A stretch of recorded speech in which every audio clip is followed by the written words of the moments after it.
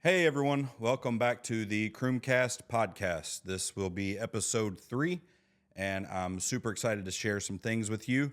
Actually, later in the next episode, we got my father coming in for an episode between him and I, and I'm really excited for that. There's going to be a whole lot of probably tears, if I'm being honest. But tears are good. Tears are true emotion, and one thing me and him have shared together in our lives is 100% true emotion. We've been through the ups, we've been through the downs, um, and I would say a lot of that has resonated with me in the way that I live my life. My dad was never one that would say don't cry.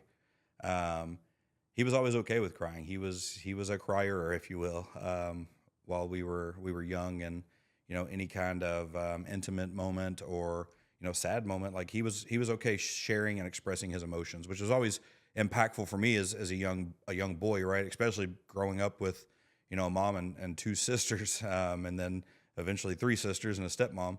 So not having a father that would tell you to push it down and hide it and men don't cry or anything like that.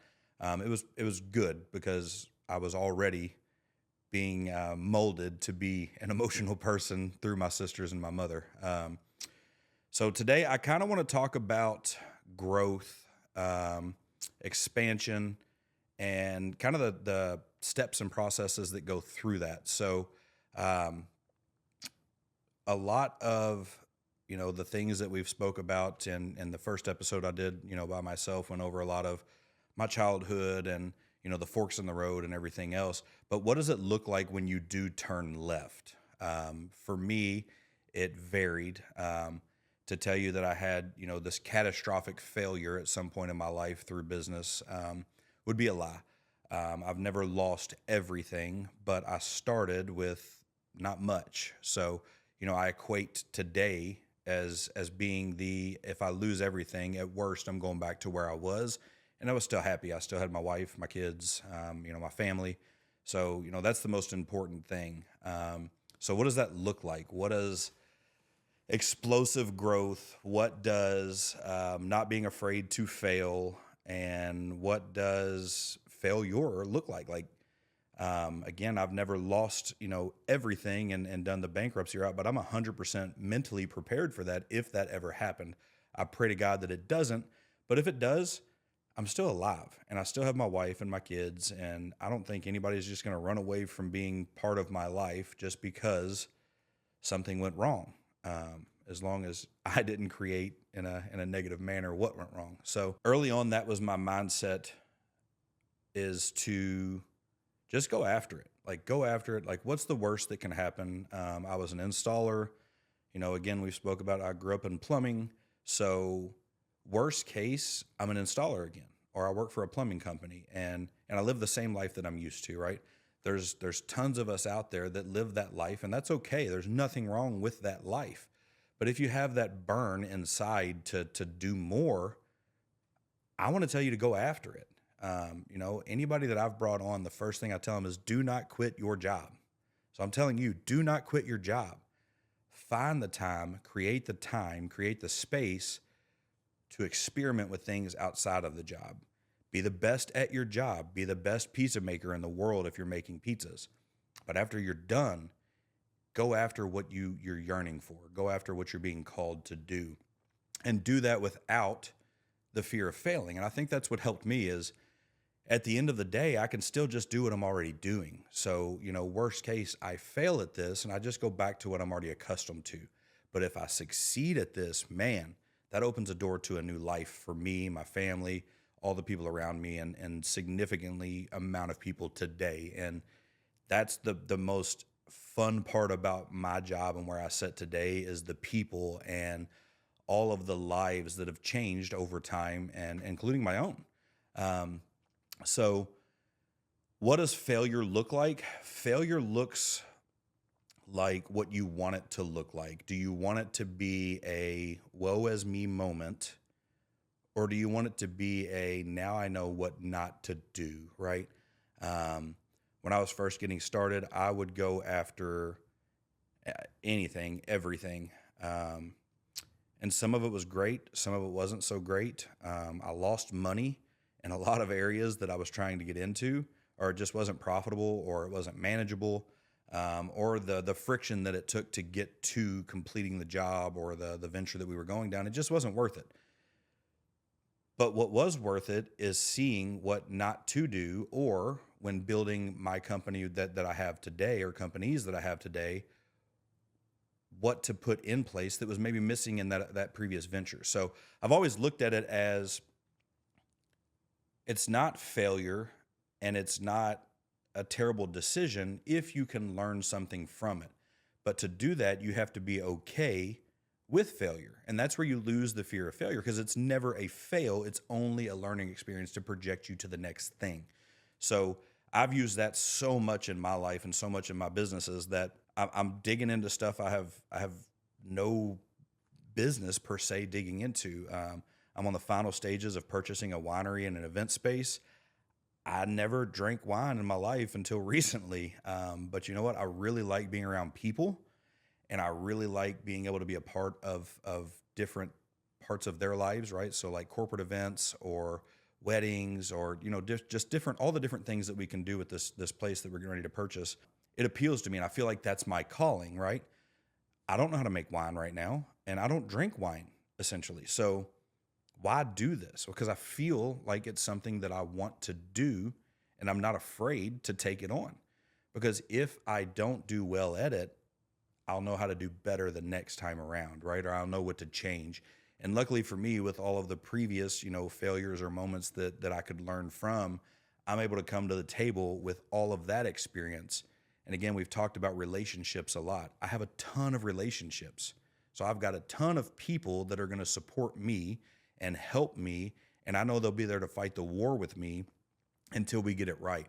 And I'm sitting here today as someone that's never made wine, never owned an event space, and never done anything like this that I'm getting ready to go down, to tell you, like, we're going to be the best at it. I was just speaking with my wife last night, and I said, man, it's crazy where we are, but I feel odd sometimes in the feelings I have internally, where I'm like, I just want to close on this and get started so I can be better. I don't want to take anyone's job. I don't want to take anyone's areas. I don't want to take anyone's reputation or anything else. But what I want to do is I want to be the best at everything that I do.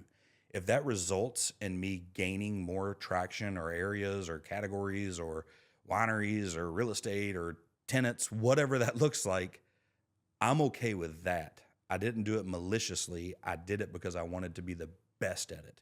So I was telling her, man, I'm really excited to get into this and shake things up, do it differently, bring in different aspects that build relationships upon the norm. So, you rent the rental space, you go do your thing. Everybody knows what that looks like. I want to do things that haven't been done.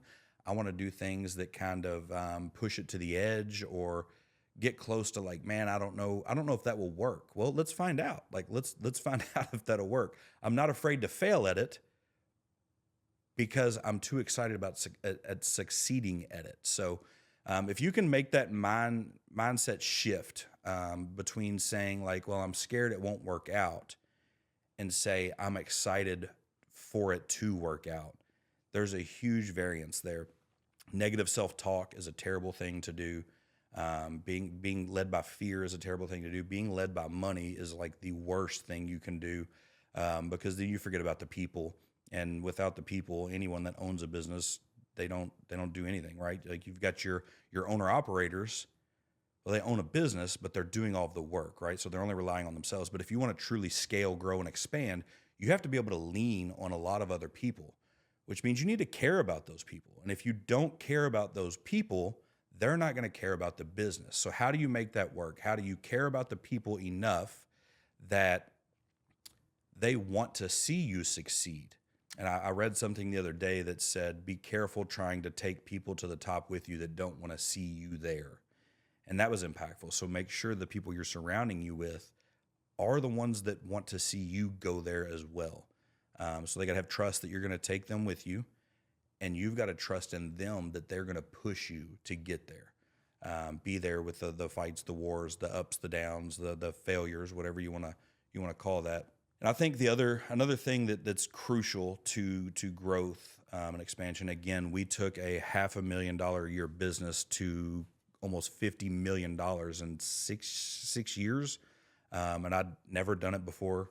High school diploma, we've been through all of that, and I had no clue what I was doing, but I knew what could happen if I did it. So we went after it. So ensuring that you get the right people, and you'll fail at that. I've had tons of people. I've had people, steal from me. I've had people that quit on me. I've had people that went back to their old jobs. I've had people that are just there because they're gaining a paycheck, and being able to not just say, hey, I need to get rid of these people immediately. Let's invest. Let's push even harder on them. Let's pour into them more to see if that's what they need.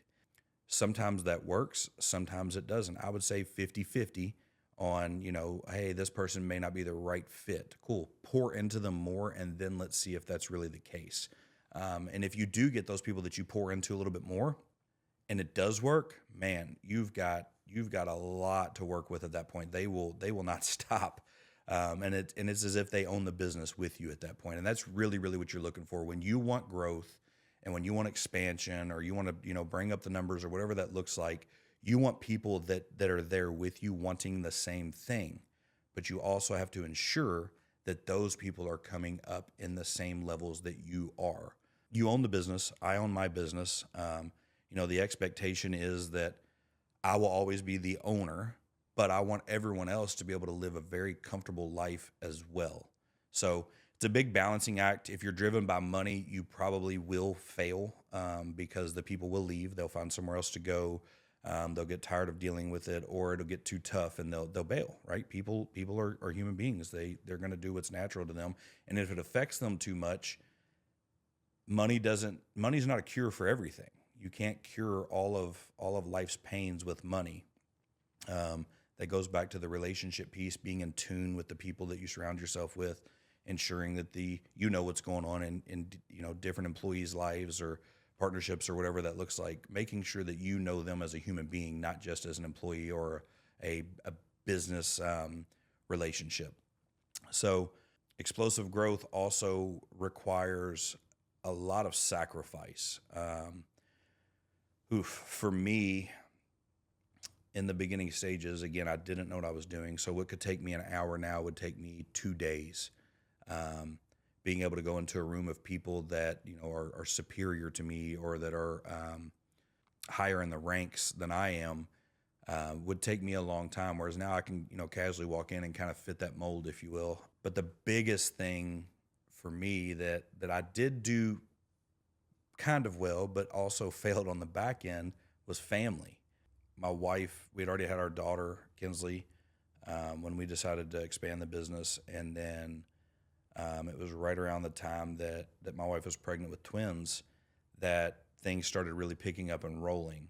And then, over those next few years, it got faster and bigger, and it just kept going and going and going, and go, grow. That's what I used to say.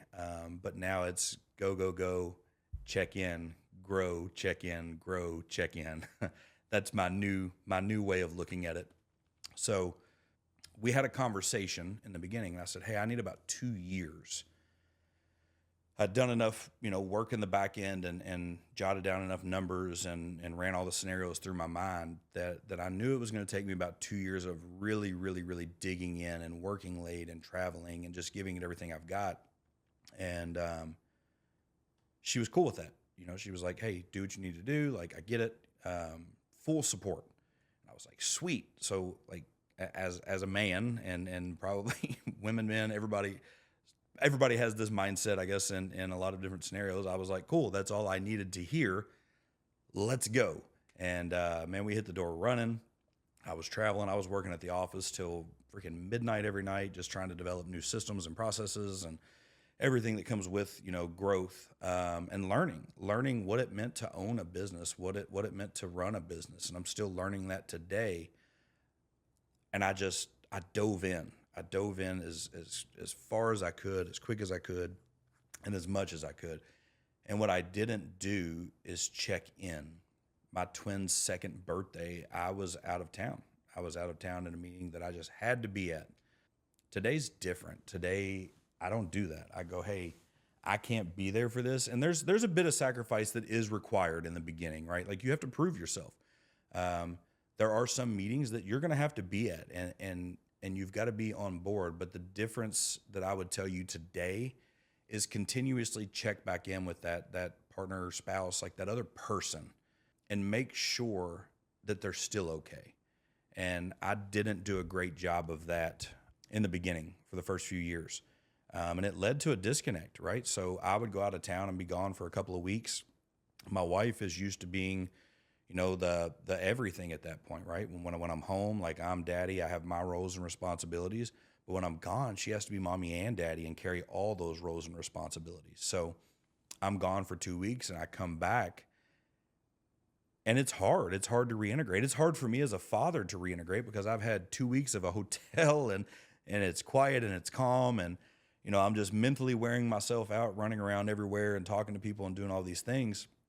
And then I come back and I've got young kids, and that's a hard transition. And then from my wife's perspective, she's used to doing everything. And now here I come back in and I'm telling the kids, you can sleep on the couch or we can go, run and get ice cream or do this or do that. And I'm screwing up what she has been doing for the last 2 weeks, and she's not ready to release that. And we've talked a lot about Ruck and the Rise Up Kings experience, and they speak a lot about that as well. Is like, man, the person left at home that's handling all of the home life stuff will absorb all of those roles. And when you come back, you will butt heads if you're not clear on the fact that I need to make sure that I'm checking in with them. I need to make sure that I'm not overstepping a boundary they've created in the last 2 weeks, and give them time to relinquish that role back to you. For us, it was nonstop for a few years. So it was very difficult when I would come home. It would be harder for her than if I was gone because she was so used to me being gone. I've had a lot of our field managers' wives say that, hey, when can he go back out? Because it's more difficult right now with him bouncing in and bouncing out than it is him just like, I'd rather him just be gone and get the job done before they come back home, which is true if you're not able to make sure that you're checking in. Communication, that's something I'm still learning today. I just learned more. Obviously, we just finished the marriage event in Texas. It's been a couple weeks ago now. And man, learning different things. They've got this thing called the spiral, when like, hey, when you do this, if you go silent, it makes me feel like this, then I do this. Like just silly little things that make so much sense when you really dig into it. Learning that stuff. If there's anything I could change, and I've already said I wouldn't change anything, so I guess that's a lie. But what what I would tell you so that you don't go down the same path I did is understand how emotions and your thought patterns work before you take the leap. Put a little bit of work into yourself and the way that humans interact before you dive in. Because now I can leave and I can make sure that I'm saying and doing the right things. And while I'm gone, I'm checking in. I'm checking in to make sure that everything is still okay. And when I get back home, I'm not coming back in the same way that I was when I left, because the house isn't the same. The kids aren't the same. They've grown. My wife isn't the same. The office isn't the same, right? There's things that change in those week or so that you're gone that you're going to disrupt. So you went from being the person that handles this role to being the disruptor of this role. And if you're not careful, that will cause friction. So if there's something that I can say is ensure that you're checking in with the people that are relying on you while you're gone, because they still want that connection, but at the same time, they're absorbing your role. So a lot of friction in the beginning stages, I would say. Obviously, we'll have Shelby on here at some point, and she can attest to that. But it was hell for her, and I have zero doubt that she hated it a lot. And I was just blind to it. She had told me, like, you're good, do what you need to do, and I hung on to that. And I tell so many people today when I talk to them, like, even if they sign off, make sure you keep checking back in, because things pivot and things change, people grow. everything around them is changing on the daily, just like it is for you. So if you hang on to that one thought and then things are falling apart at home and you come back home with the mindset of like, you told me to go, that's not where you want to be. I promise you from experience, that's not where you want to be. You don't want to be like, well, you told me to do this. Like, no, no, no. How are you? What can I do for you? Um, just simple things of like, hey, what did I miss while I was gone? Is there anything I need to know? Have we changed anything? And I'm still not the best at this, but I'm working on it and I'm aware of it. And being aware of it is the first step to being able to fix it or do better in it. So family during growth is trying. For me, it was harder than the growth because I'm so driven and I'll go 100 miles an hour and not stop. But sometimes your kids and your wife need you to stop. Sometimes your family members or even your employees, they need you to stop and check back in with them and connect and make sure that that relationship is the same as it was before you decided to go in a meeting or travel or grow. And I use the what I would call an excuse now of I'm doing this for them. That is probably the most selfish thing that I've ever said. Um, because to be honest with you, I was doing it for them in my mind, but I never asked them if they wanted me to do it for them. And obviously they reap the benefits today of everything that's happened and the different sacrifices and whatnot. But I never really said like, hey, are you okay with this? Is this what you want? It was more of a, hey, this will be good for us. This is what we want. And that's selfish. That's a selfish thing to say. So ensuring that does Shelby want me to grow a $50 million business? Does Shelby want me to get into the wine business? Does she want me to own multiple locations and different real estate options? Because if she doesn't want it, I can't say it's for us. If she's not on board with that, and I'm not routinely checking in to ensure she's still on board with that, then I'm doing it for me. And as far as your kids go, the young kids, they could care less. Like, honestly, they could care less. What they care about is your time and making sure that you have quality of time. And that kind of leads me to this. There's a difference between quantity of time and quality of time. So one of the things that did help me, and it still helps me today, I wasn't there for my twin's second birthday, and I can never gain that back, right? I can't write a check for it. I can't time travel yet. They haven't figured that out. But what I can say is the quality of time that I have with my children, I will take that all day. I could work a 9 to 5 at anywhere, right? I can go in, punch in, go to work, hate my job, hate my life, get off at 5 o'clock, be home, eat dinner with everybody, live that life. But in most cases I've seen when people aren't happy or they're being called to do something else and they don't take advantage of that because they're afraid or whatever, yes, they have more hours on the books with their family than I do. But they're miserable. They come home, they're in a bad mood. They want to talk about work or they want to talk about how terrible it is. And yeah, you've got more time, but what does that look like? Right. So if I come home and I'm hanging out with my wife and the kids and, the kids want to go out and play pickleball or foursquare or, daddy, can we get in the pool? Like I'm still going, I'm still excited. I'm still happy. So I bring that home with me. So I may not have as many hours in the week with my family as somebody that works a regular 9 to 5 job and punches in, punches out. But man, the stuff I get to do with my family is amazing.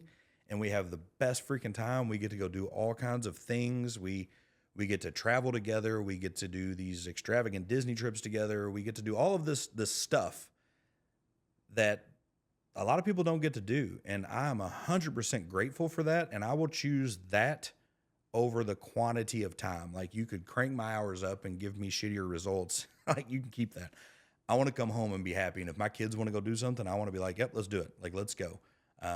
Daddy, can we go shopping? Yep, let's go. I want to take my girls shopping. I want to take my son shopping. He's in an odd stage where he wants to wear everything that matches. And I absolutely love it. And it's funny at the same time, full on white sweatpants, white shoes, white hoodie.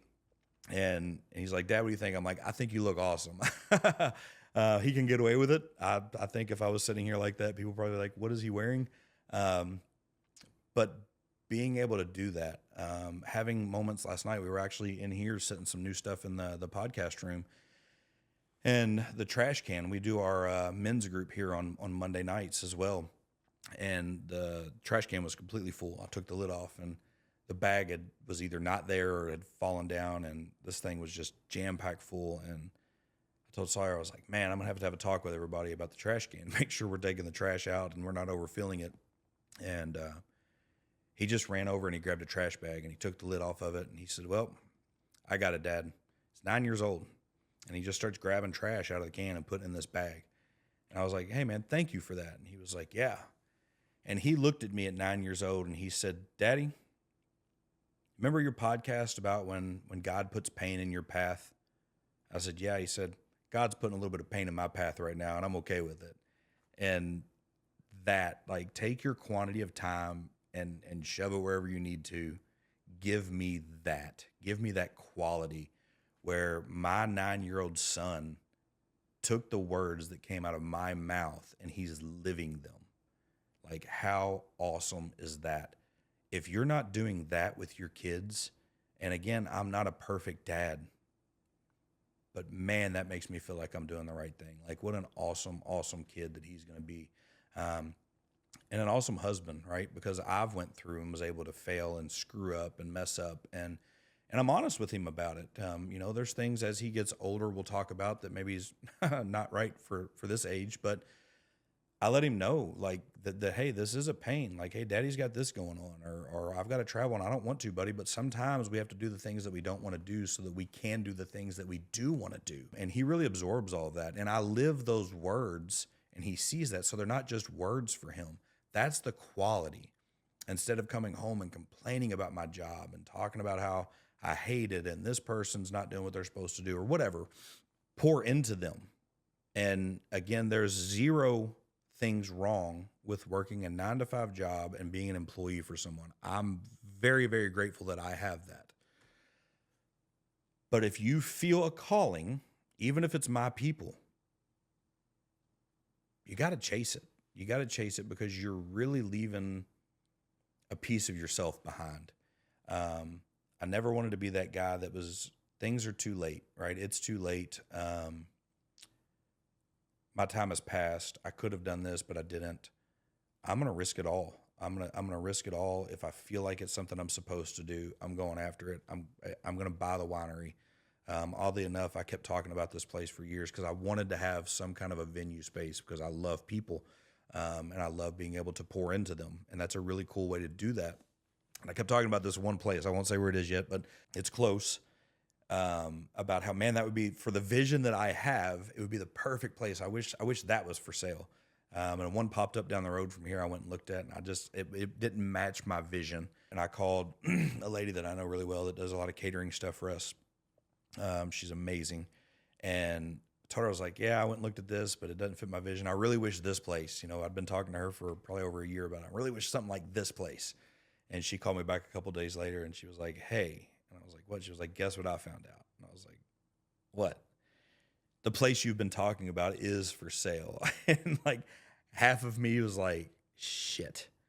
And the other half of me was excited because the half of me that shit's going, I know the other half's going to buy it.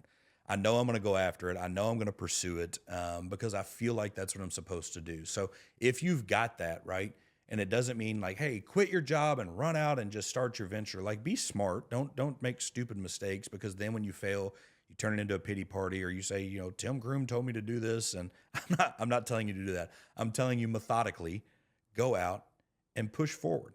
Get into that online sales or the live streams or I've got a girl at my office, and I do need to say this to her that, man, she's digging. She's doing a good job for us. She works every single day, and I see her online. She's doing live. She's doing different things. The stuff my wife loves to watch where they're like dissolving, I don't even know what it is, like dissolving something where you get a ring out of it or a prize and like just different things, right? It's like I see her. She's got lemonade stands that she does on the weekends, and she's pushing. And how cool is that to have someone that works with you in my business that does a great job and still goes after the things that she wants to do outside of it. So be that person and don't be afraid of like, what if it doesn't work? I think she's actually getting out of the live streams.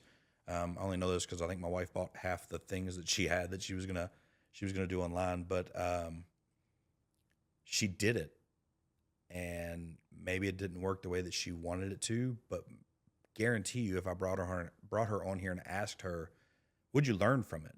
She's that mindset that learned something from it that's going to help her with her other ventures or her next venture. Will she be around with me forever? I hope, but she's pushing pretty hard to find that niche that works for her. And for me, when it took off, I left everything else behind. So I wouldn't blame her for it. I hope she doesn't leave. She's going to see this and know who I'm talking about. Everyone that works with us is going to know who I'm talking about. So like, don't leave unless you have to. But don't stop either. Like, don't stop pushing. I support it 100%. And I could do a better job of saying that to her. So this is probably not the best place to do it, but I am proud of you. And I love seeing the push that you're doing. So complacency, I've thought about that as well. So I got to a point where I burnt out. I pushed hard. I screwed up my family a little bit. I had to rebuild that. And then I got complacent. I'm doing pretty good, making good money. How selfish again am I for being complacent because I'm doing good? Checking in again. Hey team, are you guys good where we're at? Do you want to stay here? They all helped me get here. Now that I'm okay, are they? So I went complacent for a little bit. I was burnt out. I was tired. I felt like I was wearing all the hats, and it'll weigh on you. And everybody's allowed to have their rest times. Everybody's allowed to have the periods of like, hey, this is overwhelming. You know, don't think that, you know, me or anybody else in business. I've been around enough successful business people at this point. No one's 100 miles an hour, 365. Everybody hits their burnout. Again, we were talking about this yesterday at the office. I said, I'll get to a point where, you know, I'm doing this podcast, I'm buying the winery, I've got the real estate, I've got the installation company. We're starting another installation company. I get to a point where I just like, my body just says enough. Like, hey, bud, you're done for now. And I got about a 2-day binging a TV show, or just like, hey, I just need to disconnect from life for a couple of days. And it may be that, oh, woe is me moment of like, I've got too much going on, or I don't, you know, all your mind will start telling you all kinds of things. I don't have enough support. Do I have the right people? Do I this? Do I that? I wish this person did more of this, or I wish that I could do more of that. And it's genuine feelings in the moment, but it's also that burnout. You gotta be able to make sure you can see the burnout stages of, okay, just because things aren't going exactly the way that I want in this moment doesn't mean that the people aren't right. It could be you. So take a little bit of that selfish time and reboot, read a book, like, you know, pray, be a bum for a little bit, like, you know, binge, watch Netflix or whatever, so that you can come back and give them the person they deserve, and not critique them to a level of really it's you just being burnt out, not that they're not performing. So complacency plays a big role in your growth and in your business. And I finally got to the point where I pulled them all in and I was like, hey, I'm comfortable, right? I've got these other ventures that I'm doing, but how are you guys? Like, how are you with where we are? Is this it? Is everyone comfortable and happy? And some of them were like, yeah, I mean, I don't want to travel as much anymore. I don't want to go do this or do that. And I'm like, okay, but there was more than not that said, like, I want more. Like, I do want to grow. I want to see you back in here, and I want to see you fighting with us and for us. And I was like, man, I really let them down. Again, that was a whole, I keep talking. I don't get paid advertisements from Ruck, but Ruck was my reignition to where that it put it in front of me. And I was like, just because I'm here doesn't mean everyone else is, right? And that was another, like, my mindset isn't everyone else's mindset, and so on and so forth. So sat down, had that meeting, and man, I was fired up, right? Like, let's go. Let's go, grow, check in, grow. So I talked to my wife, talked to everybody at the office and said, hey, this is what we're looking at. I'm going to do it different this time, right? I got a team of people that are amazing. I'm not starting from scratch. I know what I'm doing. I know what to look for. but we want more. And I'm always okay with more as long as I've got people to support it with me today. So started getting those relationships fired back up, right? So, we're looking at guesstimating double what we're doing today. My goal is $100 million by the end of next year. And just came back from a charity event in Texas with a bunch of people. And that goal is looking more and more realistic every day. We're starting a new business, doing some roofing, and then we've got the winery that obviously I'm going to pull the people that I have that have the capacity to help there. We got some categories that we were in a little bit in that we're going to blow up, and then a giant opportunity that we can speak on later that could be very, very impactful for us. So I just needed to check in, and man, that lit my fire to where I was like, I want to do this. I want to do this. If they want to do this, I want to do this. And if I don't want to do this, I need to get the hell out of the way. I need to get out of the chair. I need to bring someone in that's got the fire in their belly so that they can push forward with the team to get where they want to go. So growth is scary, or is growth exciting? Is expanding what you're doing exciting? Is starting something new exciting? There's fear in everything. We've all seen the freaking giants collapse. I've seen Sears collapse, and that was our lifeline.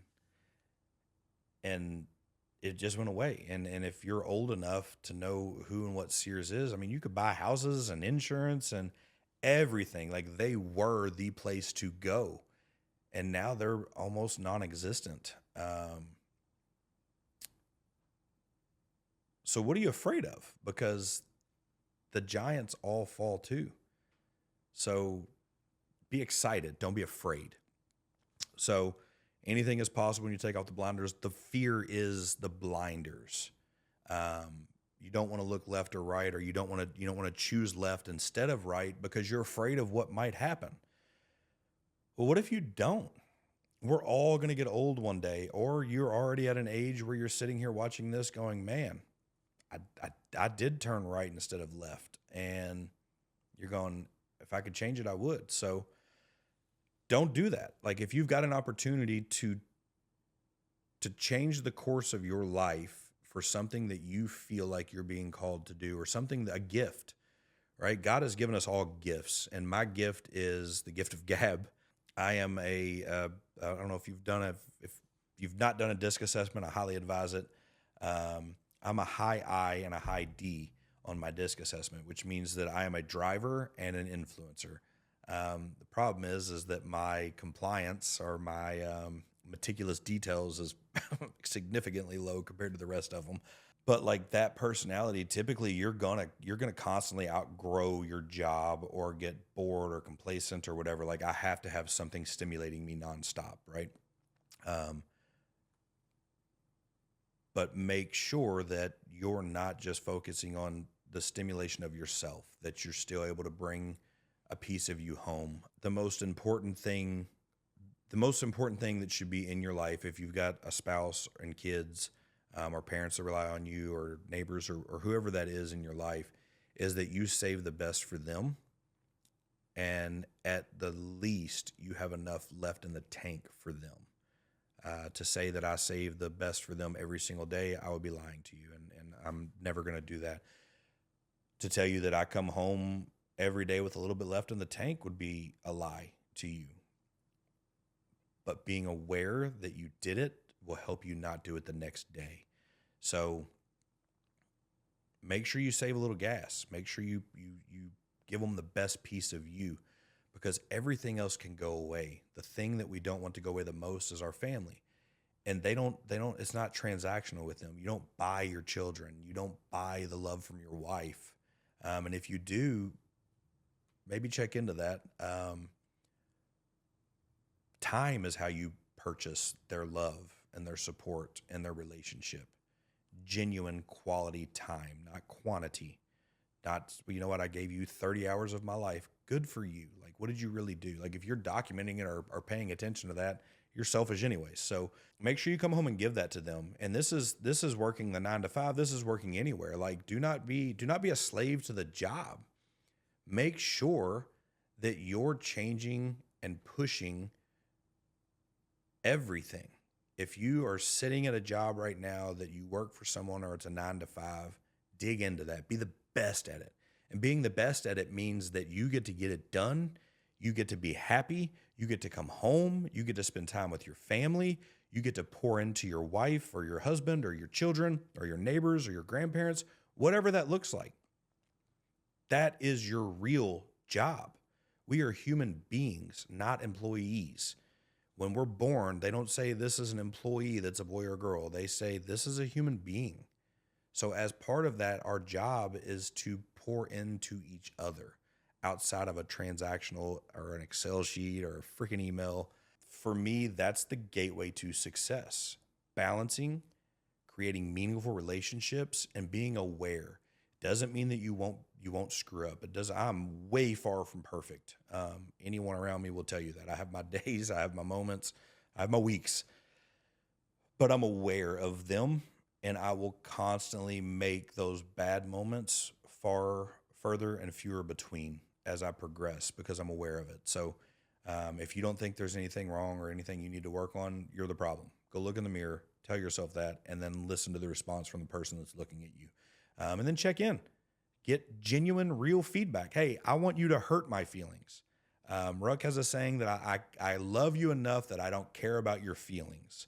And that was a game changer as well. Like, man, how cool is it when you tell somebody really what you think because you love them that much, not because you're being hateful or you want to see them in pain, but like, hey, I love you enough that I want you to know this. So all of that is going to weigh on you, and it will make you fail. It will stop your growth, or it will end your growth.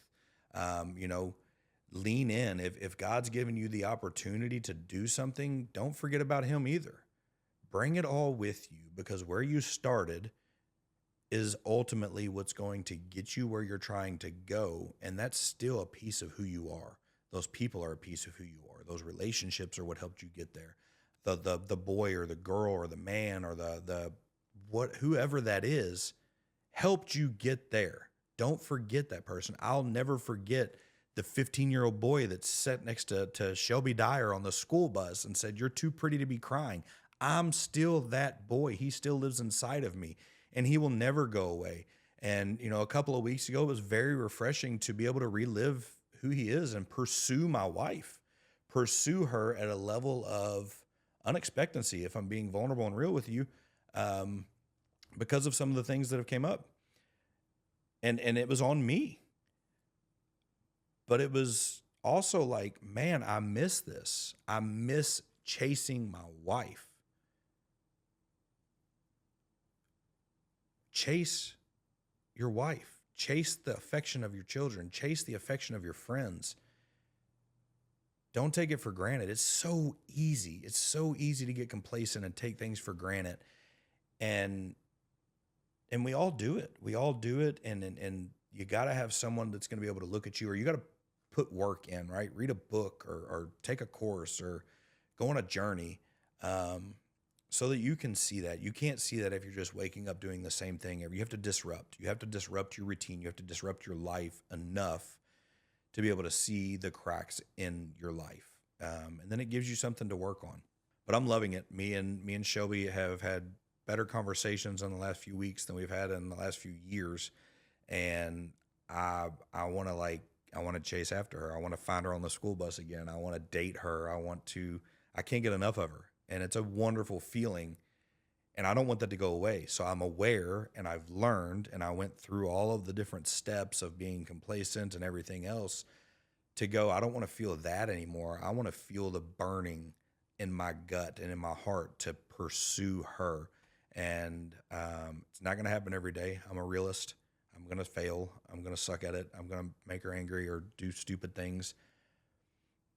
But my most enjoyable thing right now is she sent me a honeydew list, and I'm on fire right now. I'm freaking checking stuff off and going at it. because I want to make her happy. I want her to be like, I'm not full transparency. I sit behind a damn keyboard all day, every day. And I want her to know I can still do things physically and I can still put things together and fix things and all this stuff. Because it's exciting. It's exciting to see the her that I met at 15. And that means I have to be the boy I was at 15 in those moments and pursue her and try to impress her and love her in that way. So it's a killer. Complacency will kill you and your relationships and your business and your future. If you are complacent, find a way to get out. Find a way to shake it up. Ask somebody for some genuine feedback. Ask someone that knows you well enough to tell you what you're not great at or what you're struggling with or what you could do better. Read a self-help book. Read something that you normally wouldn't do. Listen to music that you wouldn't to. Meditate, pray, I sit in a sauna until I sweat and just probably too long. I actually found out I was doing that way too long. It's not healthy, but shake it up, change it so that you can see the cracks in your life. If not, you're just going to wake up and then you're going to go, I can't believe this is happening. I can't believe my marriage fell apart. I can't believe that my kids don't talk to me. I can't believe that I got fired or my business went under or all of that stuff. Like, well, you were complacent as hell. Like, what did you expect? They hired someone that was driven. They hired someone that was on fire. They hired someone that was going after it to save the world. And now you just punch in 30 minutes late. You leave 30 minutes early. You overstay your lunch. You do the bare minimum, you're late on your emails, or you're not producing as much as you was. You are the reason that your life went south. You are the reason that you're your own victim. My wife is, we have no intimate relationships, or we don't do this, we don't talk, we don't do that. And man, that drove me crazy, where I was just like, man, I don't even feel like she wants to talk to me. Well, what am I doing wrong? Right? Why don't I look inward into that? Like, if she's not pursuing me or communicating me with the level that I want her to, is that her fault? No, that's my fault. 100% that's my fault. So what can I do? How can I shake it up? How can you send her flowers? I sent her flowers while I was in Texas last week and said like, hey, I love and appreciate you. It took me 10 minutes. 10 minutes. It's not like you have to go build a skyscraper. Just be aware of the fact that they're home without you. And if you want the connection, you got to put in the work. And if you want your employees to keep pushing forward and moving forward, you've got to stimulate them and motivate them. And if you're an employee for somewhere and you hate your job and you hate everything about your life, what are you doing that you could do differently? And if you push and you pour into that job and you pour into yourself and you shake things up and it still doesn't work out, don't be afraid to try something new. Don't be afraid to go after something different. But my God, like, at least pour into yourself first. Like, why are we not doing that? There's so many people that aren't doing that and they're miserable. And I'm like, you're only miserable because you choose to be miserable. We're a free country.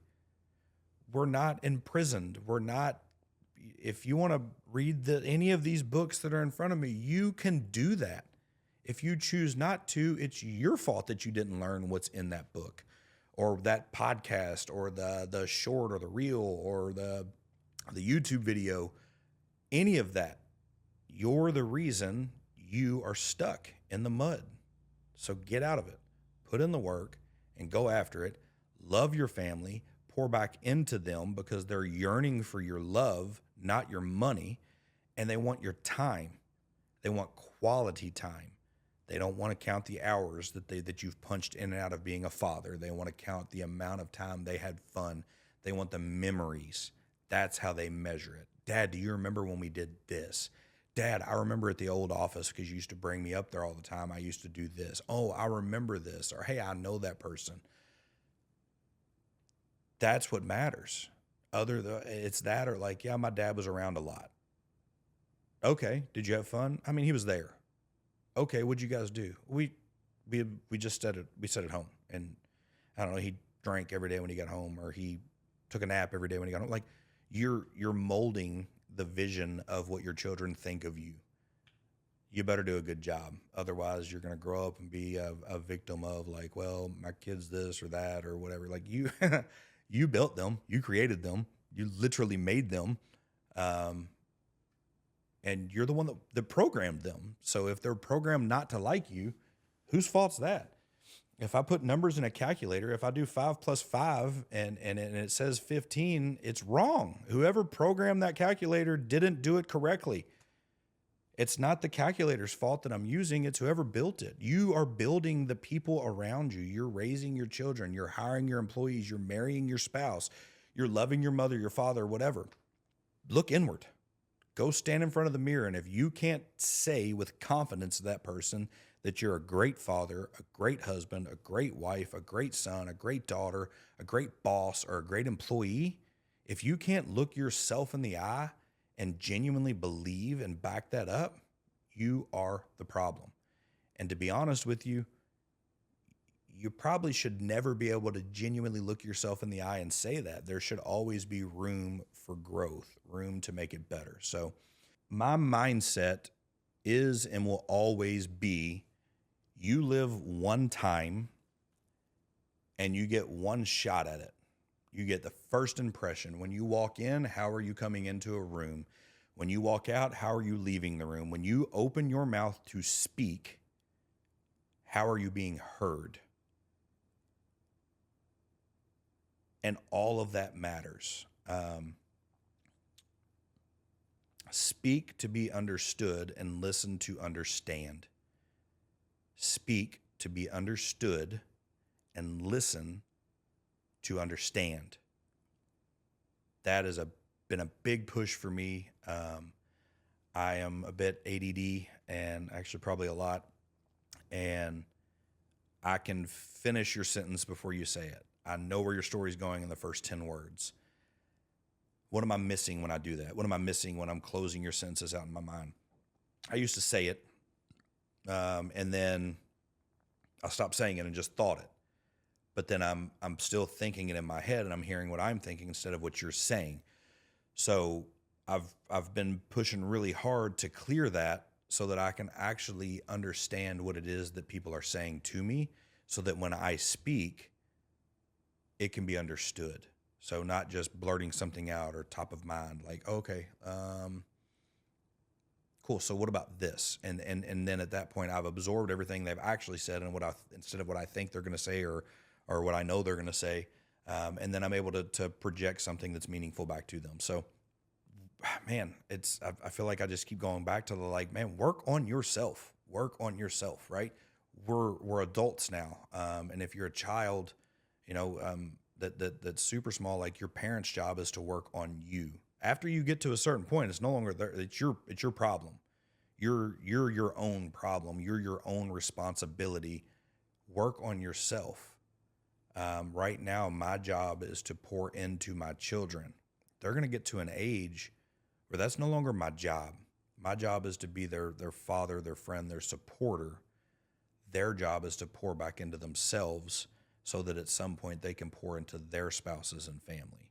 So if you're not doing that as an adult and you're not doing that as a husband or a wife or a father or an aunt or an uncle, you're not just failing yourself, you're failing the people around you. So self-help, self-growth, read a freaking book so that you can become a better version of you that you can share with the people around you. So if you want to grow, if you want to expand, if you want to try something new, if you want to push the narrative or do something what some people would consider crazy, you better be ready for all the things that come with it. And if you're already struggling just by getting up and doing your day-to-day stuff, it's going to be really, really hard.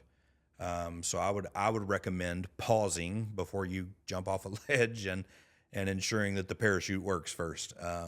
Work on your internal and make sure that your mindset's where it's supposed to be. Make sure your family's where it's supposed to be. Make sure that everybody's in agreement and understanding. And then even after that, do more work internally and then check back in with them to make sure that they're still in the understanding. And what's cool is the better that you get at yourself, right? The better that you have an understanding of who and what you are and how you should be. The more of an understanding that like for me, Shelby is more supportive in it because she knows I'm not going to forget about her. I'm not going to forget about a date night, or I'm not going to leave her hanging or make it to where I've chosen growth or the job or other people over her and our family. So the better I get as a person, the stronger we get. And actually the more support and leniency that I get to continue to push what I want to do. So That's this episode's message is look inward, don't project outward, don't be afraid, but make sure you're prepared. Make sure that the parachute works before you jump off the cliff, because when you pull that cord, you've only got a couple of options there on how that's going to work out. So I love you guys. I look forward to talking to you next time. We've got an episode coming up soon with me and Tim Crume Sr., my father. It's going to be a good one. I guarantee it. And don't forget, anything is possible when you take off the blinders. Don't lead your life by failure. Don't lead your life by fear. And for God's sake, do not lead your life by a dollar. Thank you for tuning in to the Crumecast podcast. We're excited to continue to share our story with you. Our new guests that are coming on have a lot more to tell. You've got a lot more to learn, so we really hope that you keep tuning in, and we will see you next time. Have a blessed day.